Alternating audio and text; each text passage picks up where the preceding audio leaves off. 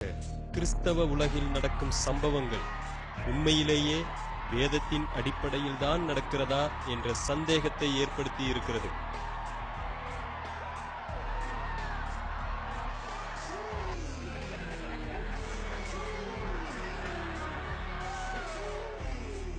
கடந்த 18 நூற்றாண்டுகளாக இல்லாத வளர்ச்சி இந்த நூற்றாண்டுகளில் இருந்த போதும் இது உண்மையில் ஆரோக்கியமான வளர்ச்சிதானா என்று கேட்க தோன்றுகிறது. என்ன நடக்கிறது இந்த கிறிஸ்தவ உலகில்? எந்த கிறிஸ்தவ சேனல்களை திருப்பினாலும் பணம் கேட்கும் அவலத்தையும், எந்த கிறிஸ்தவ பத்திரிகையை படித்தாலும் காணிக்கைக்கான விண்ணப்பத்தையுமே பார்க்க முடிகிறது. தீர்க்க தரிசன ஊழியங்கள் வேறு எந்த காலத்திலும் இல்லாத அளவிற்கு பெருகி போய்விட்டன.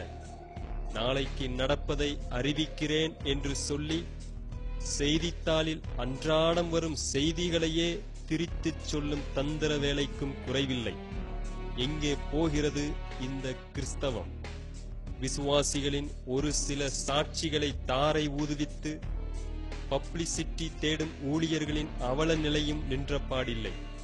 யூதன் என்றும் கிரேக்கன் என்றும் அடிமை என்றும் சுயாதீனன் என்றும் ஒன்றுமில்லை என்று வேதம் சொல்ல, இங்கோ ஊருக்கு ஒரு சபை ஜாதியின் பெயராலே ஆரம்பிக்கப்பட்டு இருப்பது வெட்கக்கேடு. ஜாதியின் பெயரால் சபைகள் பிரிக்கப்படுவதும், இதனால் சபையில் சண்டை சச்சரவுகள் ஏற்படுவதும், ஏன் சில சமயம் சபையில் வெட்டும் குத்தும் கூட நடந்துள்ளது. சில சபைகளில் ஆராதனை நடத்துவதற்கு தேவனுடைய உதவி தேவையோ இல்லையோ, ஆனால் போலீஸ்காரர்களின் உதவி கண்டிப்பாக தேவை. தேர்தல் என்ற பெயரில் சபையில் நடக்கும் கூத்துக்களை பார்த்தால் அரசியல்வாதிகளும் தோற்று விடுவர். ஒரு காலத்தில் நகைக் கடைகளும் ஜவுளிக் கடைகளும் அரசியல்வாதிகளால் திறந்து வைத்த காலம் மலையேறி போய் இன்றைக்கு புதிய சபைகளும் ஜெப கோபுரங்களும் அரசியல்வாதிகளால் திறந்து வைக்கப்படுகின்றன. கிறிஸ்தவ கன்வென்ஷன் கூட்டங்கள் எல்லாம் அரசியல்வாதிகளின் பொது மேடையாகி போய்விட்டன.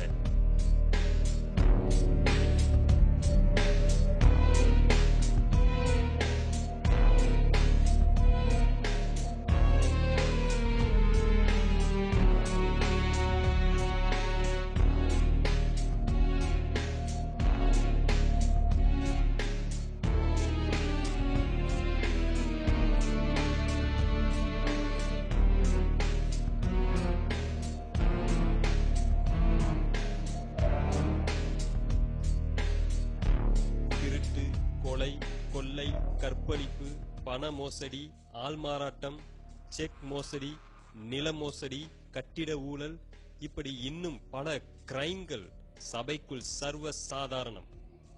மக்களின் காணிக்கை பணத்தில் பல மாடி அடுக்கு வீடு, கார், பங்களா, நிலம், தோட்டம், பிள்ளைகளுக்கு அமெரிக்க படிப்பு, சொந்தமாக விமானம், இன்னும் இப்படி இவர்களின் ஆடம்பரம் நீண்டு கொண்டே செல்லுவது வேதனையானது.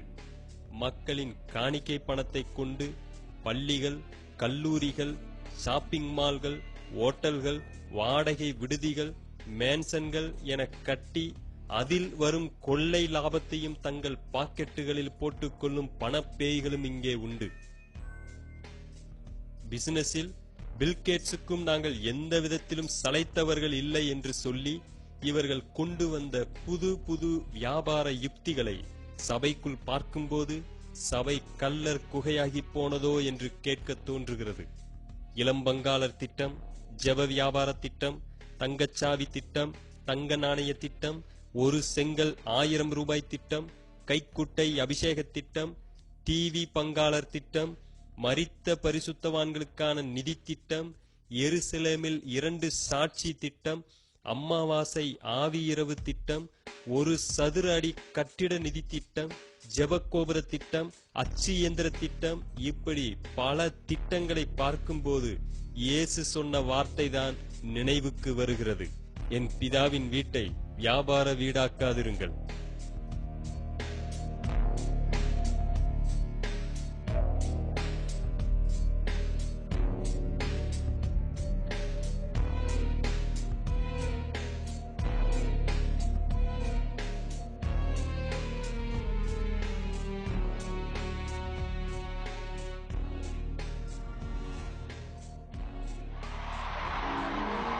This is it.